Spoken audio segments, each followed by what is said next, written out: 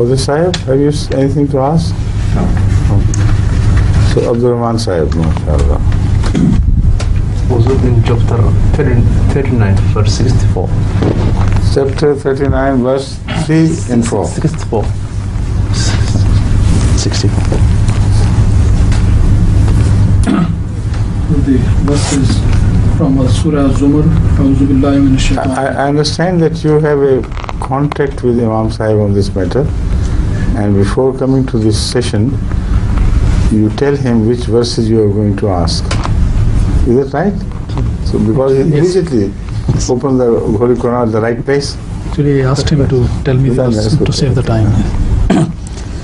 It is verse number. I'm explaining it for the sake of the audience and the viewers. They shouldn't be surprised how quickly the Imams have got to the right verse. It is not no trick and no miracle either. It is simply because you told him what verse you had in mind for asking during this session of Arab Mulaqat, right? It is verse number 64 of Surah Az-Zumar. The wording is A'udhu billahi minash shaitanir rajeem. Lahu maqalidus samawati wal ard wallazina kafaru bi ayatillahi ulaika humul khasirun. To him belong the keys of the heavens and the earth, and as for those who disbelieve in the signs of Allah, these it is who are the losers.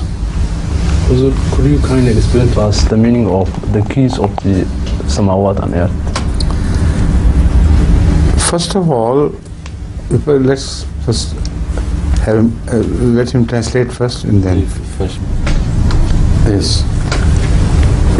That is indicative, first of all, of a very important fact which promotes hope for mankind. It means that the universe, as we see, is not all that there is to it. There are so many secrets locked within the universe that unless you open up your eyes and search for them consciously and strive to unravel them and reveal them, you will not know exactly how much treasure there is for you to be discovered. So the first message is that of hope. The second is that if you win the favor of God, if God is on your side, then all the keys are with Him. Nothing is hidden from Him. So He will go on revealing things to you whenever He will so choose. Also, it means that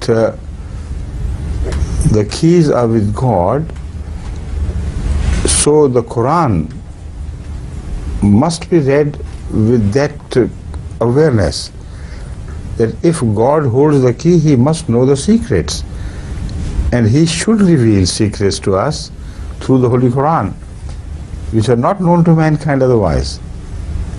So these are three important messages delivered by this verse.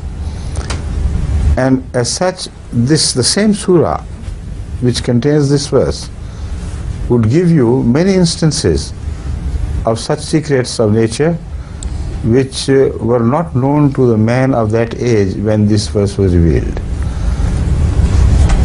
In another verse, the Holy Quran expresses the same general idea in some different words. وَإِن مِّن شَيْءٍ إِلَّا عِندَنَا خَزَائِنُهُ وَمَا نُنَزِّلُهُ إِلَّا بِقَدَرٍ مَّعْلُومٍ. So God goes on unlocking the keys, unlocking the doors, and reveals the secrets by Himself, even without man endeavoring to discover them. Now this again is a process which is constantly being observed throughout the history of human progress in science and discovery.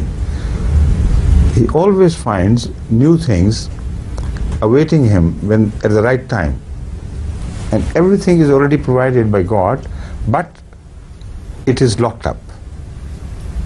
It is unlocked by a divine decree, whenever the opportune moment arrives, and not before it. So this single verse has said so many wonderful things which should be understood, and then only you can appreciate the beauty and glory of this verse. يقول حضرة أمير المؤمنين